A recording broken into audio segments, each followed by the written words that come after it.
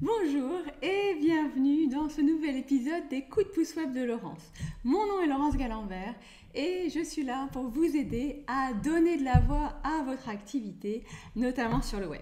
Alors aujourd'hui, on va parler d'un sujet qui fâche, j'aime bien, les tarifs. Qu'allez-vous répondre à cette question?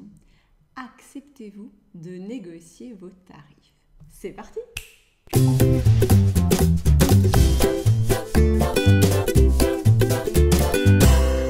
Alors, faut-il négocier vos tarifs? La réponse est simple. Elle tient en un mot, allez, deux. Non, jamais. Alors, je sais que pour certains d'entre vous, ça va vous surprendre et peut-être vous gêner d'entendre cette réponse-là. Et pourtant, je vais vous dire, c'est assez simple. Je ne négocie jamais la qualité de mon travail. Et vous non plus, hein, naturellement. C'est comme si quelque part, donc on est prestataire de service, souvent vous offriez deux types de conseils. Le conseil, 100 € de l'heure, puis le bon conseil à 200 € de l'heure. Donc non, il n'y a pas plusieurs tarifs pour votre offre de service. Et quelque part, si vous avez des prospects qui entrent dans une négociation de tarifs avec vous, c'est qu'il y a souci. C'est qu'il y a un risque pour la suite de votre partenariat. Alors, je vais m'expliquer. Pourquoi est-ce que ces personnes sont dans cette énergie de négociation?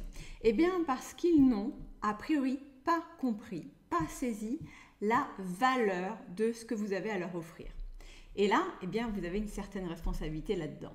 Donc, ils n'ont pas saisi la valeur de ce que vous avez à offrir. Et du coup, eh bien, vous vous retrouvez comme étant acheté en tant que commodité. Ça veut dire quoi? Ça veut dire que vous êtes parfaitement interchangeable avec d'autres concurrents et que du coup, vos prospects vont aller négocier sur la base d'un tarif horaire qu'ils ont vu ailleurs ou d'un coût par mot si vous êtes traducteur. Et ça, c'est dangereux, hein. Vous ne partez pas à nouveau sur de bonnes bases pour un partenariat équilibré.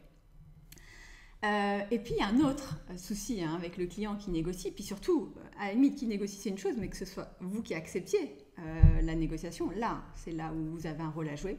Eh bien, il y a un vieux proverbe chinois qui dit « client qui négocie, problème au tournant ». Alors, ça veut dire quoi? Eh bien, au lieu de vous placer sur une relation équilibrée, vous allez vous placer en relation plus basse, en acceptant de négocier vos tarifs. Et eh bien, vous ouvrez la porte à d'autres problèmes. Et moi, j'ai pu le constater, les rares fois quand j'ai démarré où j'ai accepté ce jeu-là, eh bien, derrière, vous allez vous retrouver avec un client qui peut potentiellement vous demander des délais de plus en plus courts et qui sont peu raisonnables. Ils peuvent avoir des retards de paiement, vous allez vous retrouver à courir après les paiements ou même un ton inapproprié.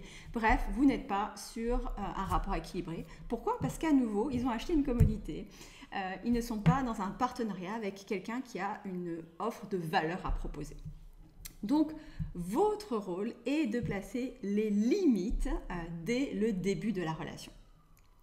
Et puis, l'autre question que j'ai envie de vous poser quand vous acceptez de baisser vos tarifs, eh bien, quel message est-ce que vous passez? Et surtout, quelque part, pourquoi vous avez baissé vos tarifs face à cette personne-là qui vous l'a demandé? Souvent, il y a deux raisons. Il y a la peur. La peur de perdre ce client si vous n'acceptez pas. Et vous verriez que souvent, si vous n'acceptez pas, vous ne le perdez pas pour autant. Si c'est bien un client idéal qui a envie d'un partenariat équilibré avec vous. Donc, il y a cette peur et puis il y a ce doute aussi. Vous doutez peut-être et c'est normal et à tout moment dans notre entreprise, en tant que chef d'entreprise, on va douter parfois de notre valeur. Eh bien, ça va se traduire pour vous par accepter de baisser vos tarifs.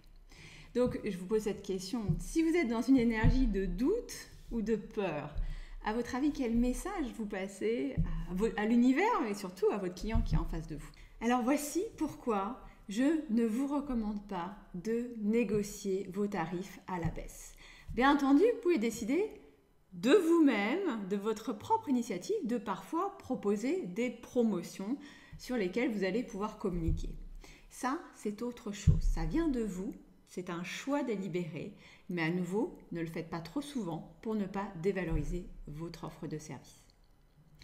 Voilà, alors naturellement, vous posez plein de questions, hein. La question c'est, eh bien, ok, je dis non, j'espère que vous en êtes convaincus aujourd'hui, mais comment je fais hein, pour convaincre ces personnes-là? Eh bien, ça fera l'objet de la prochaine vidéo où on verra ensemble eh bien, les 3 méthodes pour que vous n'ayez plus jamais justement cette question, cette demande de baisse de tarif que personnellement, je n'ai pas dans le cadre de mon activité. Alors sur ce, eh bien entendu, je vous invite à me partager sur le blog, dans les commentaires, eh bien, vos propres histoires au sujet des tarifs, comment vous vous sentez dans ces négociations. Et puis je vous dis à très bientôt pour de nouvelles aventures.